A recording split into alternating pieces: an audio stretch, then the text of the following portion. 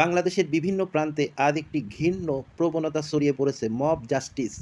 আইন হাতে তুলে নিয়ে নিরীহ মানুষকে হত্যা করা এখন যেন ন্যায় বিচার নামের ছদ্মবেশ চলছে। কিন্তু এর পেছনে আছে কিছু কুশীলব যারা সমাজকে রক্তে ভিজিয়ে নিজেদের স্বার্থ হাসিল করছে। এই মব জাস্টিসের মূল কারিগর হলো হাসনাত আবদুল্লাহ, সার্জিস আলম, আসিফ মোহাম্মদ ভুইয়া, নাহিদ ইসলাম।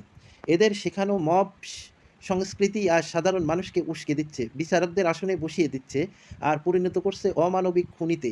এরা নিজেরা লুকিয়ে থাকে কিন্তু মানুষকে অন্ধ প্রতিশোধের আগুনে জ্বালিয়ে সমাজে হত্যার সংস্কৃতি চালু করে দিচ্ছে। মব জাস্টিসে নিহত প্রতিটি প্রাণ রাষ্ট্রের প্রতি একটি কলঙ্ক। যারা মব শিখিয়েছে, উস্কে দিয়েছে, তারা আসলে খুনি, ইতিহাসে মানবতার শত্রু হিসাবে লিপিবদ্ধ থাকবে। এরা শুধু ব্যক্তি হত্যা করছে না, বরং আইনের শাসন, ন্যায় বিচারকে গলা টিপে হত্যা করছে। আজ আমাদের প্রশ্ন তুলতেই হবে, কতদিন আমরা এই মুখোশধারীদের হাতে সমাজে ধ্বংস হতে দেখব? কবে এদের বিচারের কাঠগড়ায় দাঁড় করানো হবে?